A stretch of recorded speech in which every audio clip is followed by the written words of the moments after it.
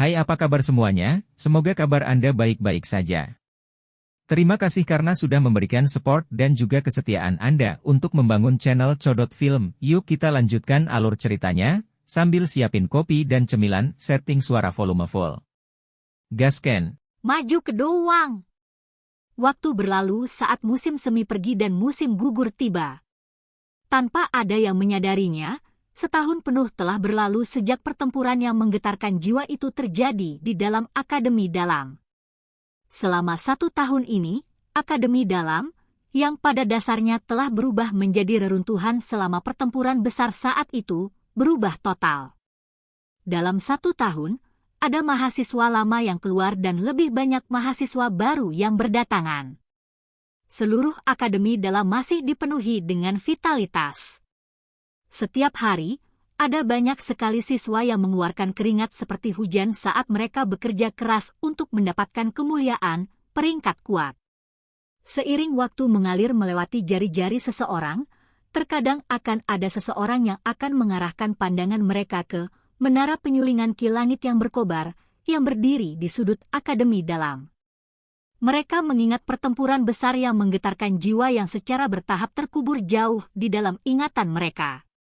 Mereka mengingat pemuda itu, yang berdiri seperti dewa dalam pertempuran itu, sebelum akhirnya jatuh dengan tenang, dan segera menghela nafas berulang kali.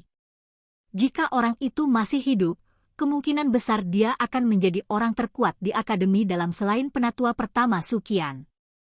Dalam 1 tahun ini, kecapi menjadi merah dan pisang raja menjadi hijau. Selama 1 tahun ini, kecepatan Akademi Dalam menyerap siswa baru menjadi lebih cepat dari tahun-tahun sebelumnya, mungkin karena niat mereka untuk meningkatkan daya saing. Selain itu, karena peningkatan jumlah orang, berbagai jenis faksi kecil juga mulai berulang kali muncul seperti rebung setelah hujan musim semi. Akademi Dalam adalah tempat yang tidak pernah kekurangan para jenius. Oleh karena itu, dalam waktu 1 tahun yang singkat, ada cukup banyak faksi siswa baru yang berdiri dan masuk ke peringkat faksi teratas dalam Akademi Dalam. Mahasiswa baru mudah sombong. Arogansi ini dibiarkan hingga semakin intens apalagi setelah mendapatkan hasil. Namun, tidak peduli seberapa liar dan sombongnya faksi mahasiswa baru, mereka masih belum memiliki sedikitpun keberanian untuk memprovokasi faksi yang saat ini telah tumbuh menjadi makhluk yang sangat besar. Meskipun mereka tahu bahwa faksi ini paling banyak telah terbentuk di dalam Akademi Dalam selama 2 tahun, kekuatannya cukup untuk meremehkan seluruh Akademi Dalam. Reputasi seperti itu adalah sesuatu yang menyebabkan beberapa dari mereka yang berada di level penatua dalam Akademi Dalam untuk meliriknya sekilas. Namun, mereka tidak menganggapnya mengejutkan. Ini karena faksi ini disebut Gerbang Pan. Pendirinya adalah pemuda yang telah menyelamatkan seluruh Akademi dalam waktu itu. Namanya adalah sesuatu yang sangat familiar di mulut semua orang, bahkan sampai sekarang. Xiao Yan. Sementara waktu mengalir di dunia luar yang hidup dan indah, waktu tampaknya masih tetap berada di dunia magma jauh di bawah tanah. Siapa yang peduli dengan aliran waktu di tempat tak bernyawa ini? Tentu saja, sepertinya ada pengecualian. Sekelompok besar api berwarna putih perlahan melayang jauh di dalam magma. Gugusan warna putih itu sangat mencolok di dunia magma yang dipenuhi dengan kemerahan cerah. Hanya dengan melihat sekilas lebih detail dan melihat lebih dekat seseorang akan dapat menemukan bahwa tampaknya ada 2 tubuh yang telanjang di dalam gugusan api berwarna putih. Namun, kedua tubuh ini sangat sunyi. Sikap mereka yang tidak bergerak membuat mereka tampak seperti mayat. Tidak ada konsep waktu di dunia magma. Kelompok api ini tampaknya melayang tanpa tujuan sampai mencapai tujuannya. Meskipun merasa bahwa targetnya kali ini sulit untuk dikunyah, dia sangat sabar. 1 tahun hanyalah sesuatu yang berlalu seperti jentikan jari menurut pendapatnya. Ini benar-benar ruang hitam yang gelap. Kegelapan sangat murni dan tidak memiliki benang cahaya sedikit pun. Kesadaran murni tampak seperti berjalan dalam tidur saat perlahan mengalir di dalamnya. Tidak ada titik awal dan tujuan. Tidak ada yang tahu berapa lama dia hanyut dalam kegelapan. Mungkin setahun, mungkin beberapa dekade. Tidak ada yang tahu dengan jelas. Namun, pada saat tertentu di kejauhan, cahaya berwarna hijau samar tiba-tiba muncul di dunia hitam. Dipimpin oleh lampu hijau, kesadaran kacau yang melayang tampak seperti kucing yang tanpa sadar perlahan-lahan mendekat. Hanya ketika kesadaran yang kacau mendekati cahaya berwarna hijau samar, ia menyadari bahwa cahaya itu adalah nyala api berwarna hijau yang berulang kali berkedip.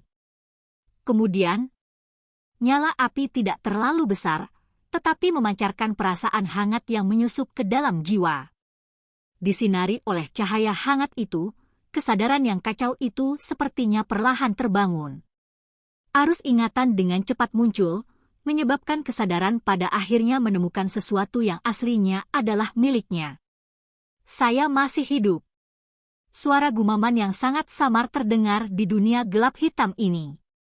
Segera, seluruh dunia gelap tiba-tiba mulai bergetar hebat. Tiba-tiba, beberapa benang cahaya menembus kegelapan dan terpancar pada kesadaran itu, menyebabkan dia perlahan membuka matanya. Pemuda yang seperti mayat yang melayang di api tiba-tiba menggerakkan jarinya.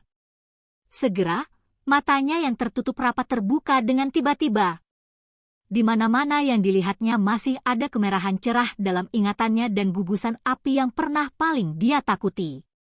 Namun, setelah terbangun atau mungkin pulih dari kegelapan tak berujung, dia hanya bisa menundukkan kepalanya dan melihat tubuhnya, merasa bingung.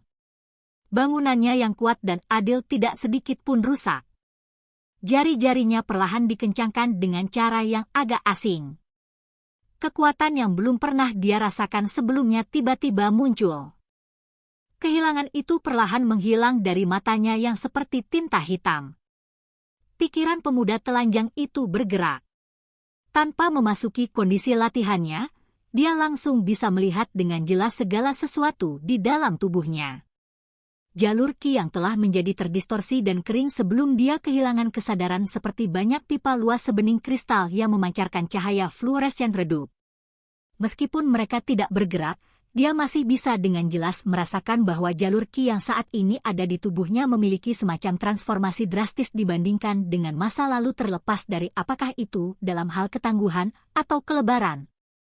Pikiran Xiao Yan bergeser dari jalur ki-nya dan perlahan menyapu seluruh tubuhnya. Namun, dia tidak menemukan satu titik pun yang menunjukkan tanda-tanda lemah. Sebaliknya, tubuhnya saat ini benar-benar berbeda dari sebelum dia kehilangan kesadaran. Dia bahkan berpikir bahwa kemungkinan kekuatan bertarung yang dapat dilepaskan tubuh fisiknya kemungkinan lebih kuat dan lebih menakutkan daripada serangannya setelah menggunakan Dou Qi di masa lalu. Benar, Dou Qi. Pikiran Xiao Yan bergerak tiba-tiba dan langsung muncul di dalam pusaran. Seluruh tubuhnya tiba-tiba menjadi kusam saat dia menyaksikan pusaran yang benar-benar kosong. Di mana Dou Kristal? Di mana Dou Qi? Wajahnya yang baru saja mendapatkan kembali warna merah darah halus sekali lagi menjadi putih pucat. Setelah mengalami hidup tanpa Dou Qi, dia dengan jelas memahami pukulan menakutkan seperti apa kehilangan Dou Qi-nya. Pada saat pikiran Xiao Yan dalam kondisi kesurupan karena hilangnya Dou Qi-nya yang aneh, suara gemuruh tiba-tiba keluar dari dalam tubuhnya. Dia segera sangat tercengang melihat Dou Qi yang kuat seperti banjir tiba-tiba melonjak keluar dari setiap bagian tubuhnya sebelum mengalir ke jalur Qi yang seperti kristal. Pembuluh darah yang jernih dan hampir transparan tampaknya sudah lama membangun bendungan, memungkinkan Dou Qi yang bergelombang mengalir dan mengisinya. Pembuluh darah menyusut dan mengembang, memancarkan semacam tangisan gembira yang tidak bisa didengar. Dou Qi ini. Xiao Yan tercengang saat dia fokus pada Dou Qi yang bergelombang seperti air banjir. Dia jelas merasakan Dou Qi ini tampak melonjak keluar dari seluruh tubuhnya. Itu berbeda dari masa lalu di mana itu hanya akan muncul setelah rotasi pusaran. Pria muda itu mengedipkan matanya. Setelah memulihkan kewaspadaannya, dia sepertinya mengerti sesuatu. Pikirannya ditarik dari tubuhnya. dia perlahan merentangkan telapak tangannya sebelum tiba-tiba mengencangkannya. Ketika dia mengepalkan telapak tangannya, ruang di depannya tiba-tiba berfluktuasi. Sekelompok energi merah menyala muncul dengan cara yang aneh sebelum muncul di telapak tangannya. Cahaya yang tidak biasa berkedip-kedip di mata hitam pekat pemuda itu. Setelah itu, dia menyebarkan energi di telapak tangannya dan bahunya bergetar dengan lembut. Dou Qi tiba-tiba melonjak di dalam tubuhnya sebelum akhirnya mengikuti rute pembuluh darah yang aneh dan keluar dari punggungnya. Peng! Sayap api berwarna hijau tiba-tiba melesat dari punggungnya. Mereka memiliki busur yang lebih dari 10 kaki dalam radius dan muncul seperti sayap burung phoenix, terlihat cantik dan menakjubkan. Transformasi Dou Qi menjadi sayap. Xiao Yan sedikit memiringkan kepalanya. Matanya mengamati sayap api berwarna hijau yang menjulur dari punggungnya. Dia tidak menggunakan teknik Dou terbang dan juga tidak menggunakan teknik rahasia. Selain itu, dia tidak perlu meminjam kekuatan siapapun. Dia benar-benar mengandalkan dirinya sendiri untuk menampilkan transformasi Dou Qi ini menjadi sayap. Ekspresinya tampak agak linglung. Api hijau bersinar di wajahnya yang halus dan tampan, yang saat ini menunjukkan kedewasaan tambahan. Segera, busur perlahan menyebar dari sudut mulutnya. Dia jelas mengerti apa artinya bisa sepenuhnya mengandalkan kekuatannya untuk mengubah Dou Qi menjadi sayap. Itu mewakili bahwa mulai sekarang, Xiao Yan benar-benar melangkah ke kelas yang kuat di benua itu. Guru, sepertinya takdir belum memutuskan kita. Guru dan murid, Xiao Yan menundukkan kepalanya dan mengusap cincin hitam pekat di jarinya sambil tertawa pelan. Tatapan Xiao Yan melayang di atas jari-jarinya sebelum tangannya tiba-tiba berhenti. Dia segera bergumam dengan tidak yakin, cincin penyimpanan telah menghilang. Xiao Yan mengerutkan alisnya dan mengangkat matanya. Dia segera menyapu satu putaran di sekitarnya hanya untuk segera mengangkat alisnya. Dengan pusaran telapak tangannya, dia memancarkan kekuatan isap, menyebabkan tumpukan benda melesat dan berlama-lama di sekitar tubuhnya. Mata Xiao Yan menyapu penguasa Xuan berat, beberapa gulungan dan beberapa hal lain di depannya. Dia menyadari bahwa semua pil obat dan bahan obat di dalam ring penyimpanan sepertinya telah menghilang. Mungkin inilah alasan mengapa saya bisa pulih, Xiao Yan tenggelam dalam pikirannya. Ini karena dia menemukan bahwa teratai hijau yang ada di bawahnya juga telah lenyap. Sepertinya hal-hal yang hilang ini ada hubungannya dengan kesembuhannya. Xiao Yan untuk sementara tidak terganggu oleh semua hal ini. Dia mengarahkan pandangannya ke sisi lain. Di tempat itu, kecantikan menyihir yang benar-benar telanjang menutup matanya. Ular dan roh manusia di atas kepalanya sebagian besar telah bergabung saat ini. Tampaknya jika diberi sedikit lebih banyak waktu, dia akan dapat sepenuhnya menggabungkan roh dan menempati tubuh ini. Sepertinya Ratu Medusa berada di atas angin dalam penggabungan roh ini. Namun, mereka awalnya satu.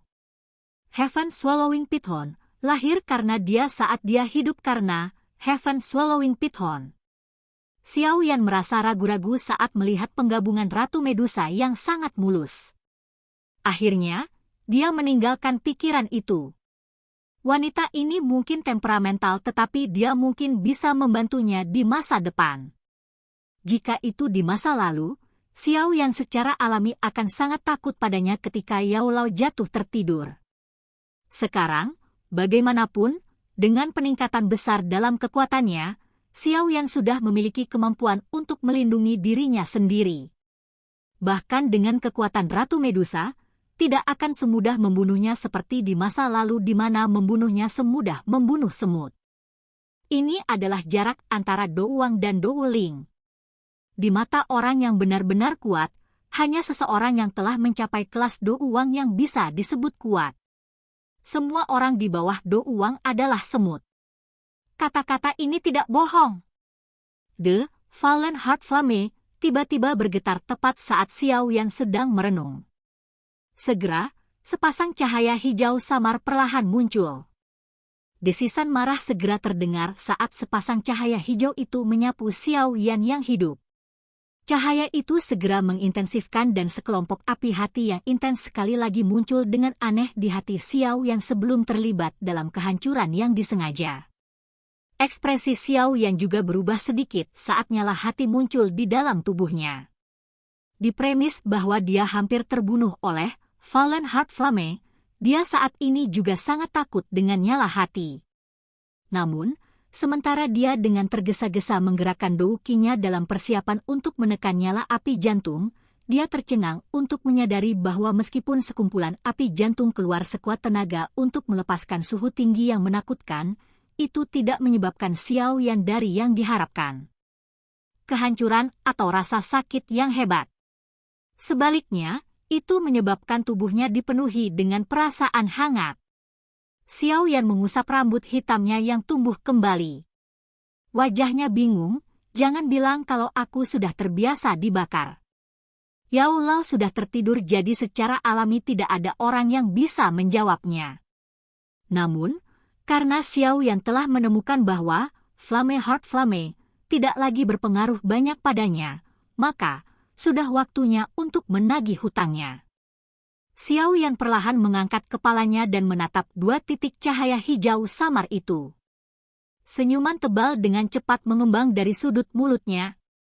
Silakan ke. Oke guys, jangan lupa like, comment, share, and subscribe di channel Codot Film. See you next video, peace out and bye-bye.